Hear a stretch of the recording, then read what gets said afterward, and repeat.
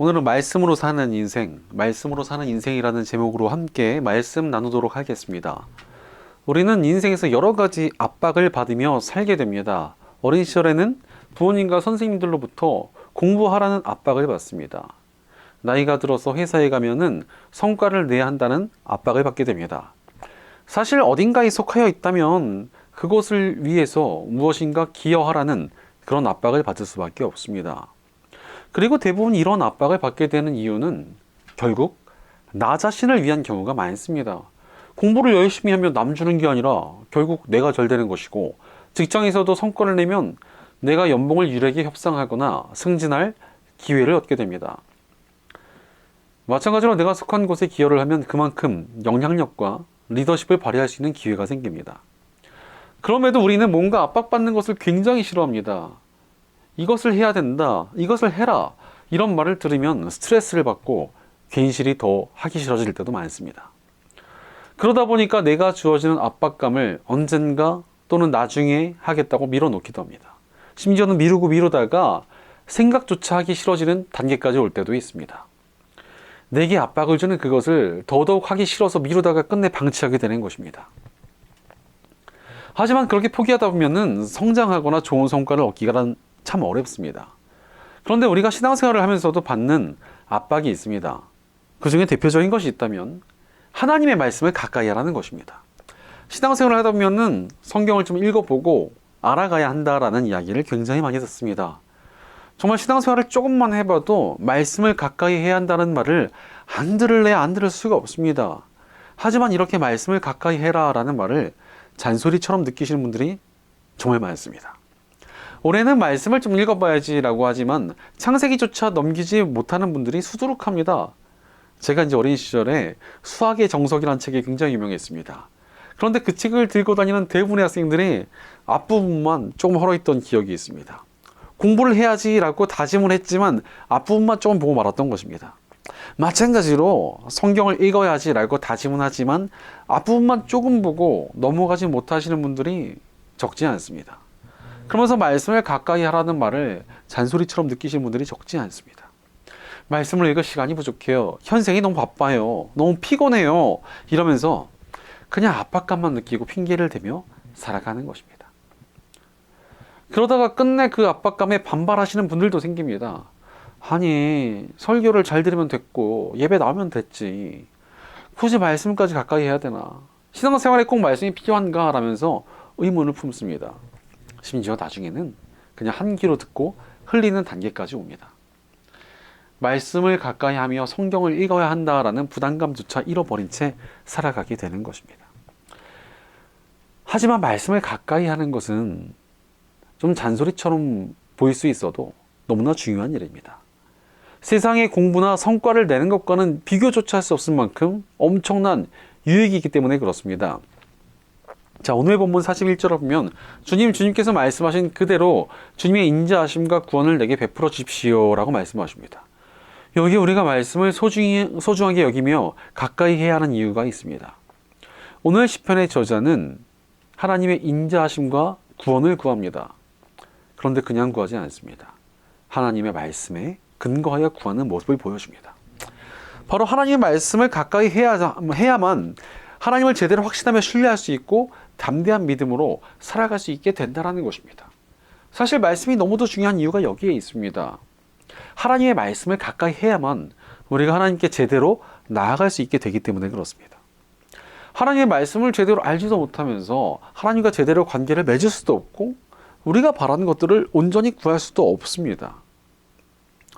제가 어린 시절 처음 신학교 입학하고자 했을 때 솔직히 정말 가고 싶었던 학교가 있었습니다. 그런데 성적도 충분했고 면접도 나쁘지 않게 본 것 같은데 예비번호 2번으로 받고 탈락하게 되었습니다. 그 이유가 무엇이었냐 하면은 성경고사를 정말 심하게 망쳤기 때문이었습니다. 사실 그 학교가 제가 다니던 교회와 다른 교단이다 보니까 제게 정보가 없었습니다. 그런데 그 학교와 관련된 교단의 학생들은 아름아름 정보를 알고 그 학교의 구내 서점에서 파는 성경 문제집을 다 보고 있었던 것입니다. 하지만 저는 전혀 정보를 알지 못했기에 따로 공부를 했었고 꼭 그 당시에는 제가 성경을 그렇게 많이 읽어본 것도 아니니까 너무나 처참하게 성경 고사를 못 본 것이었습니다. 시험장에 가니까 저를 제외한 대부분의 학생들이 다 그 군의 서점에서 산 문제집을 보고 있었습니다. 그것을 보고 다 틀렸구나 이렇게 저는 생각할 수밖에 없었습니다. 나중에 가서 그 문제를 보니까 그냥 거기서 모든 문제가 다 나왔습니다. 그러니 제가 붙기란 거의 불가능한 일이었던 것입니다. 사실 하나님을 알아간다는 것이 이렇습니다. 세상에 있는 많은 사람들이요, 하나님을 알고 싶어서 혼자 기도도 해보고 어디 틀어박혀서 수행을 하기도 하고 사색에 잠겨보기도 합니다. 그러나 그렇게 해도 하나님을 제대로 알지도 못하고 만나지도 못합니다. 그러니까 막연하게 생각하거나 하나님의 모습을 자기가 천작하는 사람들도 있습니다. 여기서 세상의 종교들이 나왔습니다. 하지만 하나님의 말씀에는 하나님이 어떠한 분이신지, 그분이 우리에게 어떻게 구원을 주셨고 어떻게 하나님께 나아가야 하는지가 다 적혀 있습니다. 아니, 아예 하나님의 말씀을 통해서 하나님을 만나고 교제할 수 있습니다. 그러니 말씀을 가까이 한다는 것은 너무나 중요한 일입니다. 세상을 지으시고 다스리시는 전능하신 하나님을 만나고 교제할 수 있는 길이 말씀을 통해서 열려지기 때문입니다. 그러므로 우리는 말씀을 가까이 하며 말씀으로 살아야 합니다. 실제로 우리가 하나님 말씀을 알아갈 때 얻는 유익이 너무나도 많습니다. 사실 하나님을 제대로 알아가기 위해서는 무엇보다도 말씀을 가까이 해야 되기 때문입니다. 목회자가 아무리 설교를 통해 말씀을 잘 전해도 한계가 있습니다. 결국 사람이 하는 설교다 보니까 자신의 해석이 들어가고 자신의 생각이 섞일 수 있기 때문입니다. 아무리 기가 막힌 신앙서적이라고 해도요, 사람이 쓴 글이니까 역시 한계가 있습니다. 하지만 성경은 다릅니다. 하나님께서 하나님의 사람들에게 영적인 감동을 주셔서 영적인 영감을 가지고 그들의 삶과 역사와 경험을 사용하셔서 기록하게 하신 책이 바로 성경입니다. 100% 사람이 쓴 글이지만 100% 하나님께서 개입하셔서 하나님의 손으로 쓰신 글이 바로 성경입니다. 그러니 성경을 통해서 하나님을 알아가는 것만큼 정확하고 확실한 방법이 없습니다. 그렇게 말씀을 가까이 할 때 우리는 어떻게 하나님께 우리의 바란 바를 구해야 되고 기도해야 하며 어찌 살아가야 하는지를 깨달을 수 있게 되는 것입니다. 그러니 말씀을 가까이 하며 말씀으로 사는 인생이 얼마나 복되겠습니까? 우리는 말씀을 가까이 하며 말씀으로 살아야 합니다. 그때 우리가 하나님을 명확하게 알아가게 되고 그분의 은혜와 인도하심과 복을 풍성히 누리며 살아가게 될 것입니다. 그런 의미에서 올해 우리 교회의 표어를 그 길에서 노래하라 라고 정했습니다. 말씀과 가까워진 우리의 삶이 하나님과 동행하게 될 것이고 그때 하나님의 능력과 복을 풍성히 누리는 인생이 될 것이니 정말 기쁨의 찬양이 넘쳐나지 않겠습니까? 우리 모두가 그런 기쁨의 찬양이 넘치는 삶을 사시길 축복하는 마음으로 그 길에서 노래하라 라는 표어를 올해 정했던 것입니다. 그러므로 우리는 기쁨이 넘치는 인생을 살아가기 위해 말씀으로 살아야 합니다. 그때 우리 삶이 분명히 달라집니다. 말씀의 능력으로 복되고 아름다운 인생이 될 것이기 때문입니다. 그럼에도 불구하고 우리가 말씀을 가까이 하지 못할 때가 정말 많습니다. 왜 그렇습니까? 사실 말씀을 가까이 하고자 할 때 너무나 많은 유혹이 있기 때문에 그렇습니다. 현대사회에 신경 쓸 것이 너무나 많으니 삶이 바쁘고 몹시 정신이 없습니다. 그러니 분주한 마음이 사로잡혀서 말씀을 가까이 하지 못하게 됩니다. 또한 어떤 분들은 다른 것들에 너무나 많이 물들어 있습니다. 세상에 있는 사상과 생각들에 깊이 물이 들어서 말씀을 가까이 하지 못하는 것입니다. 하나님의 뜻과 다른 세상의 말들에 물이 들어서 말씀을 읽으며 반발심이 생기고 말씀의 은혜를 제대로 느끼지도 못합니다. 그러니 하나님 말씀을 힘들어하고 괴로워하다가 끝내 멀리하게 되는 것입니다. 물론 살면서 바쁘기도 하고 말씀이 이해가 되지 않을 때도 있겠지만 그럼에도 불구하고 말씀을 가까이 하는 것은 너무나도 중요합니다. 사실 말씀은 우리 신앙에 있어서 권장사항이 아니기 때문에 그렇습니다. 읽어도 되고 안 읽어도 되고 우리가 선택할 수 있는 것이 아니라는 것입니다. 말씀은 우리 영혼의 양식이기에 정말 필수적인 요소입니다. 우리가 아무리 바빠도 밥은 먹지 않습니까? 심지어 반찬이 마음에 안 들어도 배고프면 밥을 먹습니다. 입맛이 없어도 한 끼나 두 끼 정도나 굶지 끝내 식사를 하지 않습니까? 아니 육신의 양식은 그렇게 챙기는데 영혼은 아주 굶기다 못해가지고 기아 상태로 신앙생활을 하는 분들이 얼마나 많은지 모릅니다. 영혼이 굶어서 아사직전이니까 이게 우리 삶 전반에 영향을 끼칩니다. 괜시리 힘이 없고 부정적이 되고 짜증이 나면 화가 납니다. 삶에서 어리석은 선택을 반복하고 헛된 것들에 마음을 빼앗깁니다. 영혼이 피폐해졌으니까 정신과 육신에 다 영향을 받게 되는 것입니다. 아니 일주일에 예배 때 빼고는 다 말씀을 금식해버리니까 이 영혼이 피폐할 수밖에 없는 것 아니겠습니까? 그러므로 이제 영혼은 그만 금식시키고 우리 영혼의 양식을 좀 공급하시기 바랍니다. 바로 우리는 우리 영혼에 말씀을 공급하며 말씀으로 살아야 합니다. 이렇게 말씀을 가까이 하는 것이 너무도 중요하다는 것을 십자가의 복음이 증명합니다. 사실 인류에게 있어서 가장 중요한 지식이 있다면 그것은 바로 십자가의 복음이라 할 수 있겠습니다. 왜 그렇습니까? 구원 문제가 달려있기 때문입니다. 사실 아무리 뛰어난 지식을 가지고 위대한 학자라고 불리더라도 구원에 대한 지식을 모른다면 그의 결말은 심판에 불과합니다. 세상에 있는 모든 지식을 다 알더라도 십자가를 모른다면 구원을 얻지 못합니다. 그러니 십자가보다 중요한 지식은 존재하지 않습니다. 우리 구원 문제가 달려있기 때문입니다. 그렇다면 우리가 십자가의 복음을 어찌 믿을 수 있습니까? 하나님의 말씀에 기록되어 있으니까 믿는 것 아닙니까?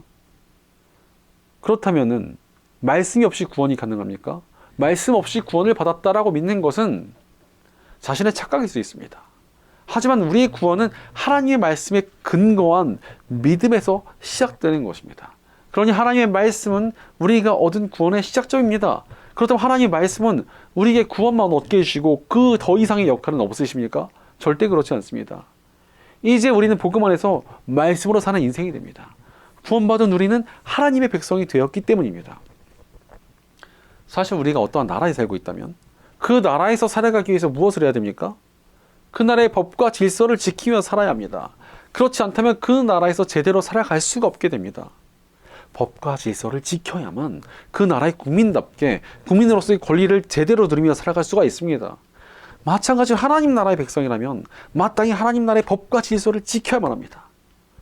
이런 하나님 나라의 법과 질서는 하나님의 말씀을 가까이 할 때 알 수 있습니다. 즉 이제 우리는 하나님의 말씀에 기반한 삶을 살아가게 된 것입니다. 말씀 없이 살 수 없는 존재가 되었다는 것입니다. 우리의 말씀을 가까이 할 때 하나님과 가까워지고 하나님께서 어떠한 분이시며 누구에게 하나님께서 능력과 은혜를 베푸시는지를 더욱더 잘 알게 됩니다. 그러니 말씀이 우리의 삶을 바꾸며 강력한 능력을 발휘합니다. 사실 말씀에 근거되지 않는다면 아무리 믿음이 좋은 척해도 한계가 있습니다. 아니 아예 믿음 자체가 틀려먹을 수도 있다는 것입니다. 예전에 이 영화를 보면 그 영화를 자세히 분석하면서 볼 만큼 영화를 정말 좋아하는 사람이 있었습니다. 특히 이분이 지브리 애니메이션을 좋아하고 아주 높이 평가를 했는데 어느 날 이제 군대에 가게 되었습니다. 그런데 하필 군대에 가 있는 상태에서 지브리 애니메이션 중에 센과 치히로의 행방불명이라는 영화가 개봉한다는 소식을 듣게 되었습니다. 문제는 그때 당시가 거의 2000년대 초반이어서 워낙 예전이기 때문에 부대에서 인터넷이 안 되던 시절이었습니다.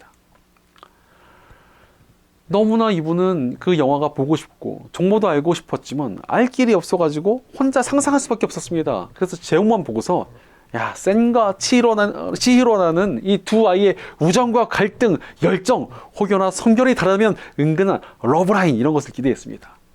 그래서 나중에 아예 이 영화는 아마 이런 영화일 것이고 아마 이런 메시지를 감독이 담고 있었을 것이다 라는 이야기를 부대 사람들한테 다 하고 다녔습니다. 그런데 이 센과 치히로의 행방불명이라는 영화를 보신 분들은 알겠지만 센이랑 치히로는 동일 인물입니다. 그러니까 이 군대에 있던 영화관의 모든 분석과 상상은 다 틀렸던 것입니다. 실제 영화를 보질 않았으니까 혼자 망상하고 그 망상을 분석한 것에 불과했던 것입니다. 마찬가지로 말씀을 가까이 하지 않은 크리스천들을 보면은 믿음이 되게 막연합니다. 자기 뜻대로 하나님을 왜곡하기도 합니다. 심지어 성경에 근거한 하나님을 믿는 게 아니라 자기 생각으로 창조한 하나님 비슷한 무언가를 믿고 있습니다. 하나님을 제대로 알지도 못하고 느낀 적도 없으니까 하나님에 대해 잘못 생각하는 것입니다. 하지만 우리는 말씀에 근거한 하나님을 믿어야 합니다. 그래야 하나님께 제대로 나아갈 수 있고 그분을 제대로 알 수 있고 그분의 능력을 진짜로 느낄 수 있게 되는 것입니다. 그렇게 하나님의 능력을 누리며 살아가다 보니까 말씀을 더 가까이 하게 되고 더 하나님의 능력과 은혜를 누리며 점점 더 말씀을 사랑하며 말씀으로 살아가게 되는 선순환 가운데 살아갈 수 있게 되는 것입니다. 그러므로 우리는 말씀을 깊이 알아가고 말씀의 능력을 누리며 말씀으로 살아야 합니다. 실제로 우리 예수님께서 이 땅에 오셨을 때 말씀으로 사는 모습을 보여주셨습니다. 유혹이 찾아오셨을 때 어떤 논리나 말재주로 그것들을 물리치지 않으셨습니다. 하나님의 말씀으로 그것들을 거절하십니다. 예수님의 사역도요 그냥 이루어진 게 아닙니다. 예수님께서 아무렇게나 마음 가는 대로 사역하신 게 아니라 구약 성경에서 예언된 말씀을 이루어 가시는 사역을 하셨습니다. 그러니 예수님의 삶에 능력이 있었고 놀라운 역사가 나타난 것입니다. 말씀으로 살아가시고 말씀으로 사역하셨기 때문입니다. 우리도 마찬가지입니다. 하나님의 말씀을 가까이 하며 말씀대로 살 때 거기에 능력이 있습니다. 말씀으로 사는 인생에 놀라운 역사가 있다는 것입니다. 바로 전능하신 하나님의 말씀으로 살아가니 그 삶에 놀라운 승리와 역사가 나타나는 것입니다. 예를 들어 다윗은 골리앗이라는 거대한 적을 만나게 되었습니다. 그런데 다윗이 골리앗과 싸우고자 할 때 자신의 용기나 싸움 기술로 싸우려 하지 않았습니다. 하나님의 말씀에 의지하여 하나님의 말씀을 선포하며 말씀으로 싸우고자 합니다. 그러자 하나님께서 그에게 힘을 주셔서 완전 무장한 백전노장을 돌멩이 하나로 물리치는 놀라운 기적 역사를 이루게 하셨습니다. 바로 말씀으로 사는 인생에 놀라운 능력과 승리가 있다는 것입니다. 그렇다면 우리가 어떻게 말씀을 가까이 하며 말씀으로 살아갈 수 있겠습니까? 그냥 무작정 읽어야지, 무작정 가까이 해봐야지, 이렇게만 도전하면 솔직히 조금 어렵습니다. 사실 말씀은 경험되어져야 합니다. 성경을 100번 읽어도 아무런 경험이 없는 것보다 한 번을 읽더라도 말씀이 경험될 때 더욱 말씀을 가까이 할 힘이 생기고 말씀으로 살아갈 수 있게 되는 것입니다. 저희 학교에 기도할 때마다 짜비하신 하나님 이렇게 시작하시던 교수님이 계셨습니다. 이분이 하나님의 말씀 붙들고 사시다가 그 말씀을 통해서 자비하신 하나님을 제대로 경험하였기에 항상 그렇게 기도를 시작하셨던 것입니다. 그러니 평생을 하나님의 자비 안에서 능력 있게 젊은 목회자들을 키워내며 쓰임 받으셨습니다.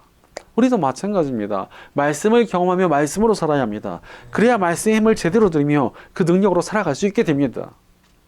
그렇다면 우리가 구체적으로 어떻게 말씀을 경험하며 말씀으로 살아갈 수 있겠습니까? 세 가지를 함께 나누도록 하겠습니다.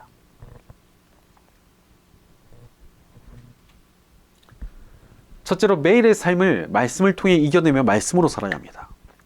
하나님의 말씀을 제일 피부에 와닿게 경험할 수 있는 때가 언제입니까? 바로 어려운 시간들을 말씀으로 이겨낼 때입니다.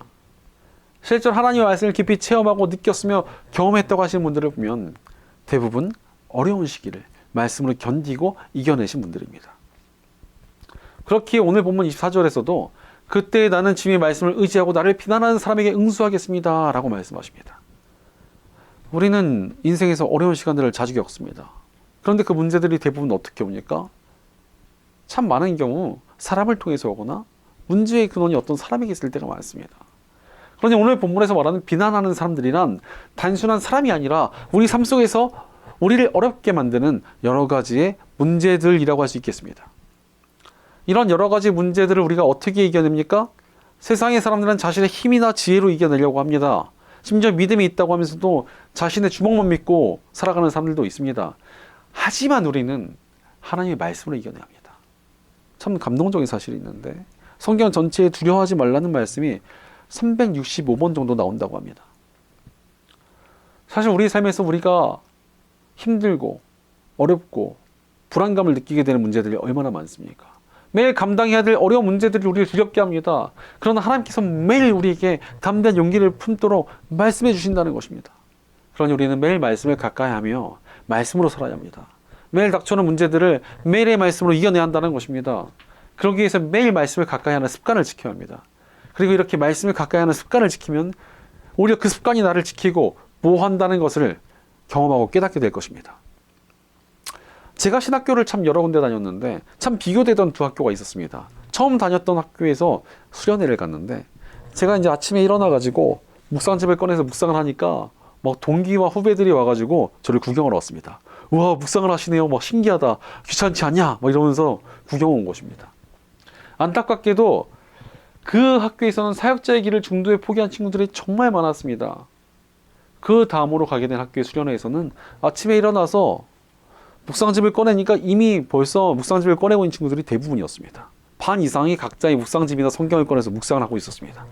그러니 그 학교에서는 거의 대부분이 사역자의 길로 향했습니다. 매일의 말씀이 다가오는 유혹과 어려움을 이겨내게 한 것입니다. 그리고 그렇게 매일 묵상하는 친구들을 보면 그날 읽었던 말씀 덕분에 어려움을 이겨내고 위로를 얻어 승리했다는 간증들이 넘쳐났습니다. 이러한 역사는 우리를 포함한 모든 크리스천들에게 다 해당됩니다. 말씀을 매일 가까이 하면 그 말씀으로 인해 승리하는 경험을 반드시 하게 될 것입니다. 바로 매일의 승리가 말씀으로 살아가는 이들에게 주어집니다. 그러니 더욱 말씀을 가까이 하며 깊이 나아갈 수 있지 않겠습니까? 그러므로 매일의 삶 속에서 말씀을 묵상하며 매일의 삶에 닥쳐오는 문제들을 말씀으로 승리하는 복된 저와 여러분 되시기를 축원합니다. 둘째로 말씀을 자주 입술에 담으며 말씀으로 살아야 합니다. 우리가 말씀과 좀 친해지는 경험을 하려면 어찌해야 되겠습니까? 말씀을 자주 우리 입술에 담아야 말씀과 친해집니다. 아니, 외국어가 늘기 위해서는 자주 그 외국어를 말하며 좀 외국어가 친해져야 된다는 그런 말을 하지 않습니까?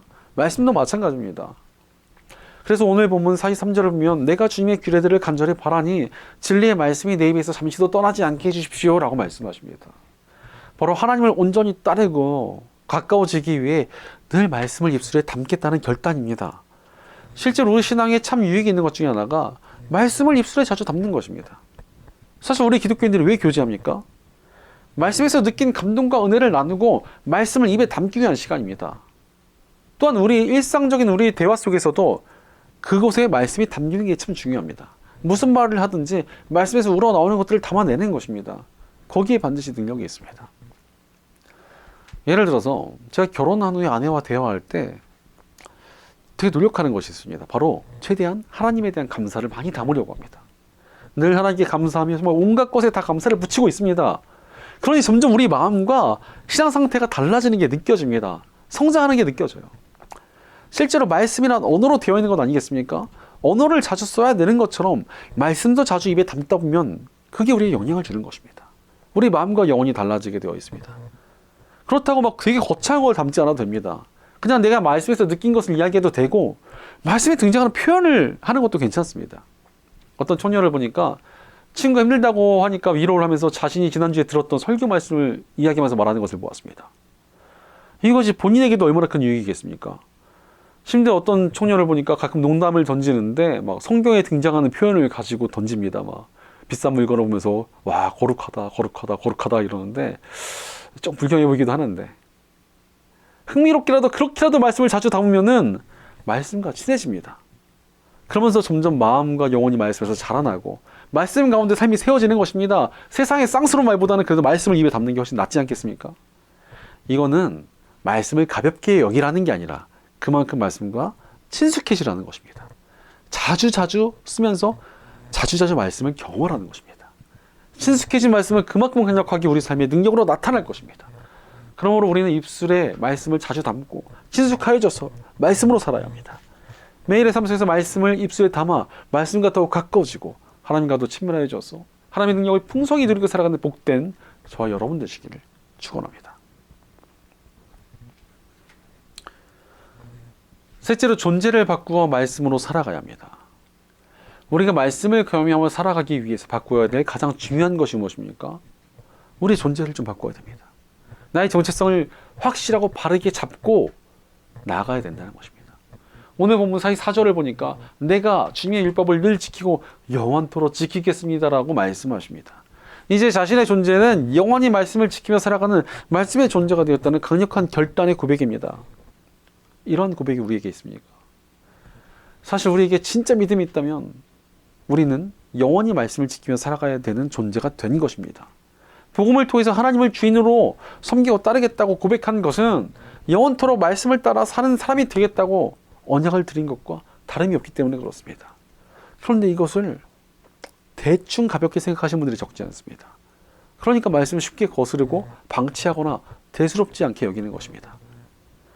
하지만 우리는 우리의 존재를 다시 한번 기억해야 됩니다. 나는 평생토록 말씀의 사람으로 살 것이다. 이런 존재의 결단이 우리로 하여금 말씀으로 살아가게 합니다. 바로 우리의 존재를 말씀의 울타리 안에 두어야 합니다. 나는 말씀대로 살아갈 것이고 말씀을 벗어난 일은 하지 않을 것이다. 이렇게 강력하게 결단하고 살아가는 것입니다. 그런데 놀라운 사실은 그렇게 우리가 말씀의 울타리 안에서 살아가면 그 말씀이 오히려 우리의 삶을 보호하는 방패가 되고 우리에게 승리를 주시는 칼날이 됩니다. 실제로 영국의 국교회의 타락에 맞서서 감리교를 창시했던 웨슬리는 자신이 한 책의 사람이 되고 싶다고 늘 말했습니다. 오직 하나님의 말씀을 따라 사는 사람이 되겠다는 것이었습니다. 그러니 그가 대놓고 감리교를 창시하겠다고 한 것도 아니었는데 그의 삶에서 나타났던 영성과 능력에 모여든 사람들로 인하여 감리교가 자연스럽게 탄생하게 된 것이었습니다. 마찬가지로 우리에게도 말씀을 따라 살겠다는 굳센 결단이 있을 때 더더욱 말씀의 능력을 깊이 경험하게 되고 말씀으로 승리하는 역사를 보게 될 것입니다. 말씀을 따르는 강력한 결단을 하나님께서 도우실 것이고 그런 선한 결단을 가진 이들의 삶에 놀랍게 역사하실 것이기 때문입니다. 그럼 우리는 말씀의 사람이 되겠다는 존재의 결단을 하며 말씀으로 살아야 합니다. 솔직히 우리가 기왕 예수님 믿은 거 평생 믿을 거 아니겠습니까? 그럴 거면 기왕에 믿었는데 말씀의 능력을 못 누리고 사는 것은 정말 억울한 일입니다. 그러므로 평생토록 말씀을 따라 살겠다는 강력한 존재의 결단을 통해 말씀의 놀랍고도 위대한 능력을 풍성히 누리고 살아가는 복된 저와 여러분 되시기를 축원합니다. 사랑하는 여러분, 말씀으로 살아가고 계십니까? 말씀으로 살아가는 것은 너무도 중요한 일입니다. 말씀을 경험하고 말씀의 능력을 누릴 때 우리의 믿음은 더욱 깊어지고 신앙을 가지고 살아가는 것의 가치를 발견하게 될 것이기 때문입니다. 그러니 말씀을 가까이 해도 되고 안 해도 되고의 문제가 절대 아닙니다. 말씀을 가까이 하고 말씀을 경험하며 살아가는 것은 필수적인 일입니다. 영국의 목회자 찰스 스펄전은 경험하지 못한 진리는 장식품에 불과하지만 경험된 진리는 무기가 된다라고 말했습니다. 경험된 말씀으로 살아가는 것은 강력한 무기를 쥐고 세상을 살아가는 것과 같다는 것입니다. 그러니 지금까지 장식이었던 그 성경을 이제 들고 하나님의 말씀을 이제 가까이 하며 그것을 무기로 삼아 살아가야 됩니다. 스펄전의 말처럼 우리는 말씀을 가까이 하며 말씀을 경험하는 삶을 살아가야 한다는 것입니다. 그때 말씀의 능력이 우리 삶을 얼마나 변화시키고 능력 있게 하는지를 분명 알게 될 것입니다. 그러므로 사랑하는 여러분, 말씀을 친밀하게 여기며 말씀을 경험하는 삶을 살아오고 계십니까? 말씀을 깊이 읽고 따르겠다는 굳센 결단을 지니고 살아가고 계십니까? 그러기에 우리는 매일 말씀을 가까이 하며 말씀을 자주 입술에 담아야 합니다. 또한 말씀을 따라 살겠다는 강력한 기준을 붙들어야 합니다. 바로 우리는 늘 말씀으로 살아야 합니다. 그때 반드시 우리 삶에 풍성한 말씀의 능력이 나타날 것입니다. 사실 우리가 어떤 물건을 사면 매뉴얼을 자세히 보는 게 중요합니다. 그래야 모든 기능을 제대로 알고 사용할 수 있기 때문입니다. 게다가 매뉴얼을 알기만 하는 게 아니라 작동까지 해봐야 모든 기능을 제대로 잘 누리며 쓸 수 있습니다. 신앙도 마찬가지로 말씀이라는 매뉴얼을 잘 알고 가까이 하며 그 말씀대로 살아갈 때 믿음의 능력을 우리가 제대로 경험하며 누리게 될 것입니다. 그때 그 삶이 얼마나 능력 있는 삶이 되겠습니까? 그러므로 우리는 말씀을 가까이 하고 말씀대로 살아가며 말씀으로 살아야 합니다. 언제나 하나님의 말씀을 가까이 하며 말씀에서 우러나오는 풍성한 능력을 누리고 경험하며 복된 삶을 살아가는 저 여러분 되시기를 주의 이름으로 축원합니다. 기도하겠습니다. 우리에게 가장 귀한 하나님의 말씀을 허락하신 좋으신 아버지 하나님 감사합니다. 하나님께서 가장 귀한 진리의 말씀을 주셨음에도 우리가 그 말씀을 가볍게 여기며 방치하진 않았는지 우리의 인생을 돌이켜봅니다. 그러나 이제 말씀을 굳게 붙들며 살아가기로 결단합니다. 매일 말씀을 굳게 붙들며 말씀의 능력으로 삶의 문제들을 이겨내며 살아가게 하옵소서. 말씀을 늘 입에 담으며 말씀과 친밀하여지고 하나님과 더욱 가까워지게 하여 주시옵소서. 우리가 늘 하나님의 말씀으로 사는 존재라는 것을 다시 한번 다짐하고 결단하며 말씀의 사람으로 살아가게 하여 주시옵소서. 말씀으로 살아갈 때 말씀으로부터 임하는 기쁨과 은혜와 능력을 풍성히 누리게 하여 주시옵소서. 우리 공동체 가운데도 함께 해주셔서 우리가 함께 말씀을 가까이 하고 하나님과 더욱 깊이 동행하며 말씀을 누리는 말씀의 공동체가 되게 하여 주시옵소서. 우리와 동행하시며 말씀으로 인도하시는 우리 주 예수님의 이름으로 기도드리옵나이다. 아멘.